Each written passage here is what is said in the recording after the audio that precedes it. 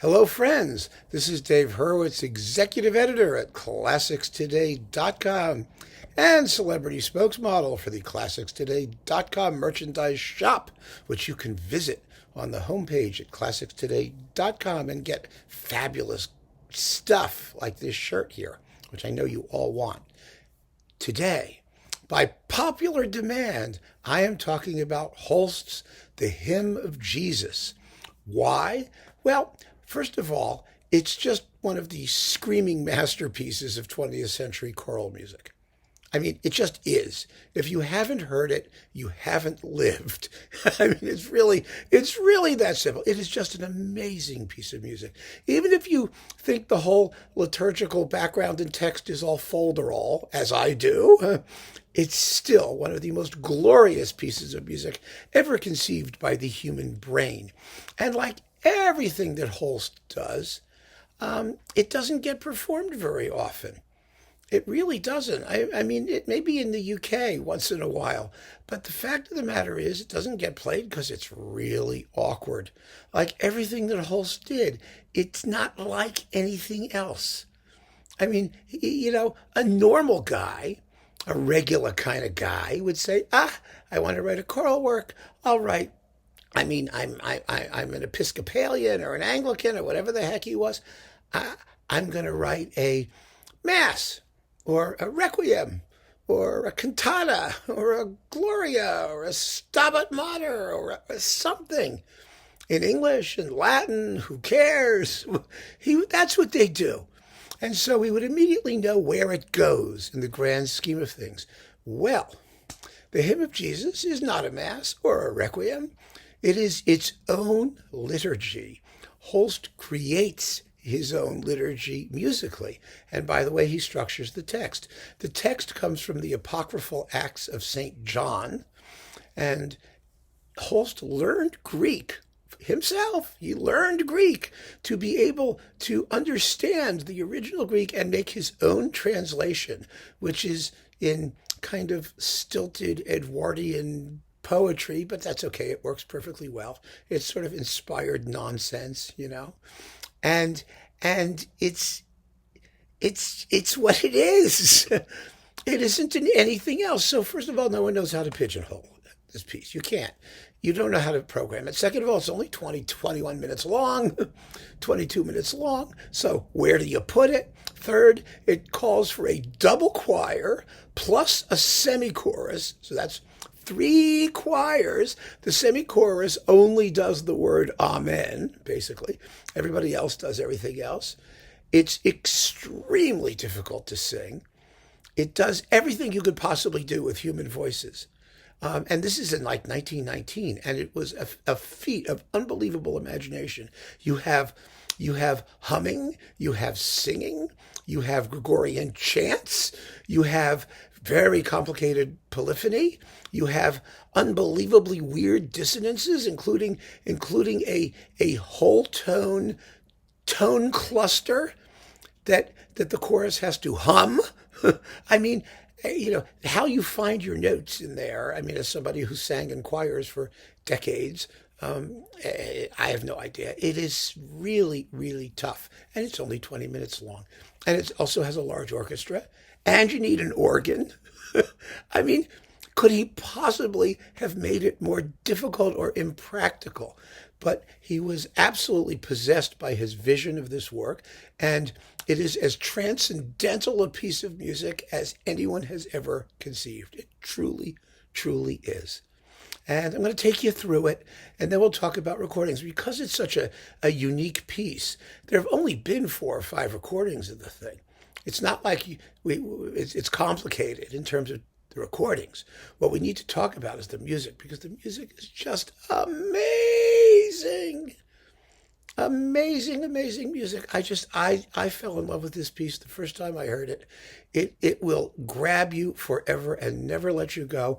And it makes absolutely no difference what your religious affiliation is. First of all, my personal feeling is that you either recognize great music or you don't. And if you don't, then you don't. But to not recognize it because you happen to be of one faith and the music is another, boy, are you missing something in your life. I'm telling you, you really are. It's just a whole otherworldly experience, this work particularly. So let's talk about it a little bit. I already told you the forces that it's written for, the largely impractical forces, and how difficult it is. It begins with a trombone solo intoning a Gregorian chant. There are two of them in the introduction, and they infiltrate the hymn that comes after this prelude. Those two hymns are the Pange Lingua and the Vexilla Regis. And if you're curious about what those are, because they're done in Latin, you can go look them up. I mean, I know what the words mean. I don't care, but you can go look them up. They are absolutely beautiful, and I happen to have one of the all-time best recordings of it right here, and I can use samples. And thank you, Chandos. I have the Richard Hickox recording, which is extraordinary, one of the great ones, one of the two really, really great ones, two or three. And let's listen to just a little bit of the prelude. One of the things you'll note right away is that the space music that Holst discovered in the planets served him very well in his later works. He had a distinctive spacey style, and he used it. And here, of course, the piece also requires a celesta and a piano and an organ. You got to love this guy. You really do. I mean, he just didn't care. If anyone was ever going to play the thing, he just didn't give a damn. So anyway, here's a little bit of the Vexilla Regis part, which is, it sounds like a bit from the planets. It really does, which had only been written 5 years previously. Let's not forget, because this is about 1919. He worked on this piece for 2 years, although a lot of that was learning Greek so he could do the text. So anyway, Vexilla Regis, here it is.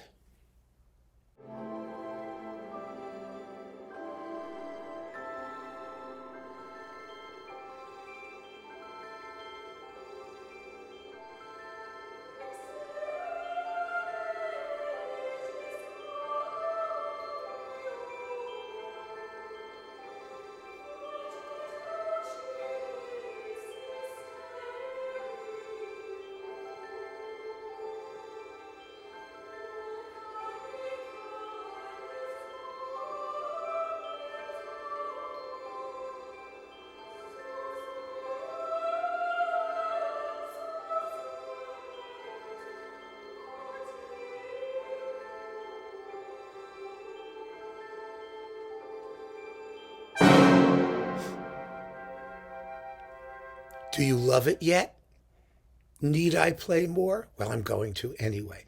So the Gregorian chants alternate, one in the upper voices, one in the lower voices, and then the prelude comes to a quiet end, and the hymn begins with a glorious, glorious choral outburst. Glory to the Father.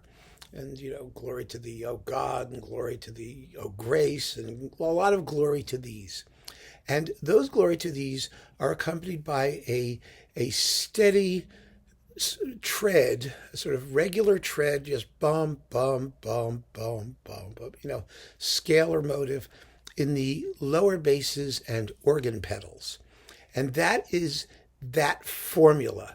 And the reason Holst uses these formulae is because, as I said, he's creating a liturgy. He's creating a ritual out of the music. And it is its own ritual. It is no one else's ritual. It is not the ritual of any particular denomination of Christianity. It is just its own thing.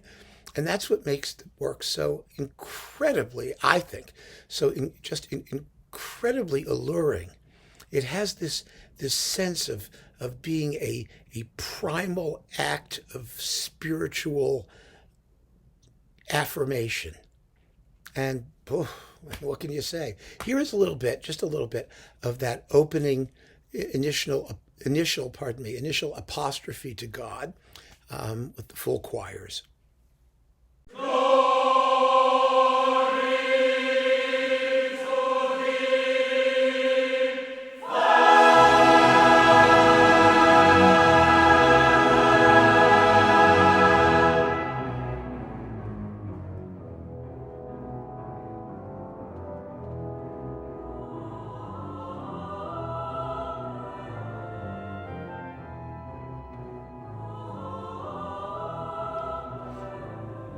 So that's how that formula goes. And then there are a series of stages. Now, the first stage is what I call the feigns, because Holst liked the word feign, F-A-I-N, feign, not F-E-I-G-N, as in fake it. No, this is feign. It's an adverb in this case. It can be an adjective too, but it means gladly or willingly. Fain would I go to the supermarket. Fain would I stay home. Fain would I, you know what I mean? It means, I really would want to do that. And the feigns are basically a bunch of words with their opposites, because the idea is to be just incredibly spiritual by being nonsensical. It's fain would I come, fain would I go, fain would I get up, fain would I sit down, fain would I, go to the bank, fain would I go to the laundry, fain would I take a shower, fain would I take a bath, fain would I, it's everything in its opposite. Fain would I eat, fain would I be eaten. That's actually in there. That's the ritual of transubstantiation, of course, which is referred to there. There's the feigns. And they do these feigns in increasing excitement and choral complexity until they come together on this really grandiose proclamation, I am mind of all. And on the word mind, the whole universe opens up and recedes into the vast distance. And then they say, fain would I be known. And at the known, the dance begins, because Holst was obsessed with the idea of somehow integrating the idea of dance into this ritualistic view of worship, which is marvelous because it's not a pietistic view of worship at all. It's quite vigorous and earthy, although it's a typical Holstian dance, and it's in 5/4. So you would trip over yourself if you actually tried to do it in real life.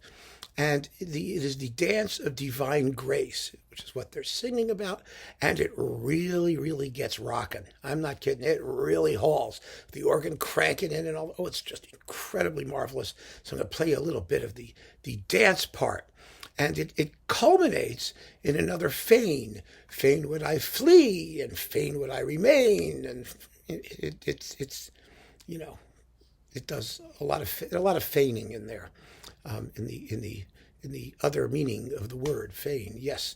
So here is the dance bit.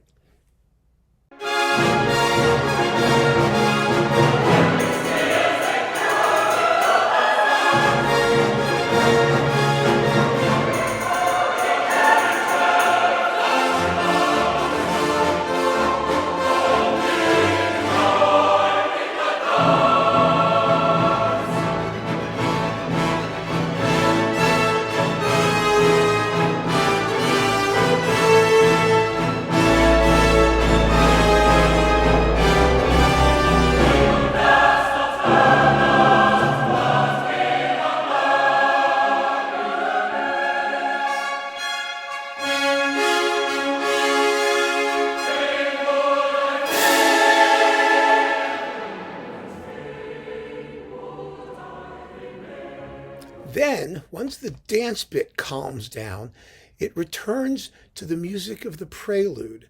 The chants begin to infiltrate the music, and the Vexilla Regis comes back in a wordless thing, and the chorus sings about the life of Jesus, and because everything in its opposite appears here so that it all winds up meaning virtually nothing, they talk about learning how to suffer, and on the other hand, behold in me a couch. Christ identifies himself as a piece of living room furniture. Behold in me a couch, rest on me, he says. And, you look at the words, without the music, and they look just unbelievably silly. But when you hear them with the music, it sounds like the essential truth of the universe is being uttered. And that is the glory of Holst's music. No matter what these words say, and whether you're inclined to believe them or not, the music does it. It sells the product. It really sells the product. And then there's that wonderful, wonderful, know in me the word of wisdom, with the whole tone chord, chord cluster in the choir, which has to close its mouth and hum wisdom. One of the most amazing choral sounds you've ever heard in your life. I mean, Holst's imagination, his oral imagination, his timbral imagination in this work is just operating in overdrive the whole time. Here's that one choral shout, because you just got to hear it.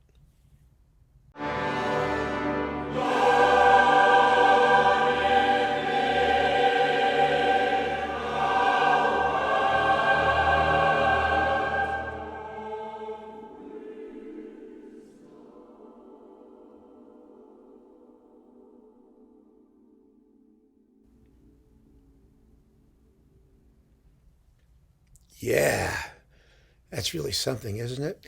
And then they get themselves together, and with me cry again, and they begin the glory to thee business that we heard at the beginning of the hymn, and it slowly winds down. And of course, after all of that, it has to end very, very quietly and almost perfunctorily. I mean, there's no grand apotheosis at the end. There isn't even really an extended coda. It's just that same tread on the organ and the low piano and the basses, bum, bum, bum, bum. It just keeps doing that with the final semi-chorus singing an ethereal amen. And that's how it ends. And you might think at first that it's a little bit anticlimactic, I guess, but I don't know how it could have ended any other way. It's part of the ritualistic aspect of the music. These recurring ideas that have a consistent meaning applied across the whole work. And I don't know. There is absolutely nothing like it. Nothing in the universe, and you must have it. And like I said, there have only been 4 or 5 recordings, and a couple of them are fairly recent, a couple of them aren't. So let's start. First, there are 3 that I really recommend, and one that doesn't impress me too much. The one that I'll tell you right now that doesn't do it for me is the Halle Orchestra on its own label, conducted by Mark Elder. It's not bad, but it's coupled with Delius, somewhat soggy Delius coupling. And I just find the sonics to be a little bit not captivating for this particular work. It's not easy to record, and the performance itself is okay. I mean, it's okay, it's good, but it's not really special. There are 3 that we need to talk about, and I don't even need to put their names up and things because there aren't enough recordings to worry about, is Adrian Boult on Decca. Now, this is with BBC Forces. It was recorded in 1962. It is the least well recorded of all of them because of its age. It's a perfectly splendid performance of the work. Nothing wrong with it at all. So if you could still find it, it's here it is on Eloquence, Decca Eloquence. It's also on alto at mid-price with other Holst things. So that's a good deal. You might want to consider that. And the sonics are basically the same in all of these reissues or whatever they are. So Boult is a master at this music, and it's an extremely fine performance. So I don't have any issue with the performance, but I do want something that sounds a little better. And as you heard, for wonderful sound, this Hickox recording on Chandos is woof. It originally came on a single disc with the Cloud Messenger. Here it's on a twofer, and the twofer gives you the Cloud Messenger, which is also marvelous and nobody ever listens to. It's one of those pieces, a 43-minute long, huge choral work that, of course, isn't like any other huge choral work by anybody else, and which Holst himself shat upon. It's so sad. I'm so glad that Hickox did this. We never get to hear these works, and they're marvelous. They're just fine. There's nothing wrong with them. And then there's an Ave Maria, and you get the Evening Watch. Those are with the Finzi Singers, and the 7-part songs, which are gorgeous. Another of you mentioned that I should give a shout out to the 7-part songs, and they are magnificent. They really are. It's Opus 44, or in this case, H162, and then you get a choral Fantasia, and which is kind of weird. And you get the Dirge for Two Veterans, which is the Walt Whitman setting that he was competing with Vaughan Williams to do. Vaughan Williams won and stuck his into his cantata Dona Nobis Pacem. And Holst withdrew his, of course, which is fine. It's lovely. The Ode to Death. Now, there's a piece that's going to guarantee frequent performances. Huh? The Ode to Death? Yeah, okay. Well, I mean, there's also Kindertotenlieder. I mean, there are frightening titles of things out there, I suppose. And we get, let's see, This Have I Done for My True Love, and 4 more part songs. Anyway, this is all great stuff. Great stuff. So enjoy it. This, by the way, this one has 12 songs to words by Humbert Wolff, sung by Peter Pears with Benjamin Britten. And again, the Ave Maria, 3 Welsh folk songs, the Song of the Blacksmith, 2 part songs, 2 carols, with Imogen Holst conducting some of her father's music that she actually could tolerate, and the Hymn of Jesus. So there you go. The other one that is absolutely, totally fabulous, if you don't have Boult or Hickox, and this is my favorite version personally, is Charles Groves. In a vintage EMI recording, the sonics on this were so gorgeous. I mean, when that dance gets revving up and the organ pedals come thumping in, you just go, whoa. It's really, and the atmosphere and the quiet moments, oh, it's just glorious. So it's with the London Philharmonic, and lots of choirs, and it's coupled to Adrian Boult's The Choral Symphony, which is another glorious choral work of Holst that no one ever talks about or ever performs. That's with Adrian Boult. I talked about that a bit in my discussion of the best of Adrian Boult. That was one of them. And so, this, if you can find it still, is fabulous. To couple these two together. Originally, there was a different coupling. I think the coupling was The Wandering Scholar or something like that originally with the Hymn of Jesus. But anyway, that's all there is for the Hymn of Jesus. And what really impressed me, and the reason I wanted to talk about this work particularly, is because when I just did a video of 2 Naxos discs of Holst orchestral works, and a whole slew of you said, "Oh, please talk about the Hymn of Jesus," and I was so touched by that there are people out there. Of course, Holst has his fans. We are called Holsters, by the way, not Holstians, Holsters. So if you're a Holster, I'm a Holster. I was not surprised to see the Holsters all demanding that I do a video on the Hymn of Jesus, and it is an enormous pleasure for me to do so, because this is one of those pieces I can unreservedly get behind and say, yes, you must hear this piece. Download it, stream it, find Hickox, Boult, or Groves, any of them. It doesn't matter. Just get to know this piece. It's that great. And I hope that all of you Holsters out there are just going, yes, because it's the truth. It's the simple truth. It's probably Holst's greatest work, on the whole. It really is very, very special. A totally, perfectly realized conception that's utterly original in every possible way. So keep on listening, folks. Thanks so much for joining me. Take care.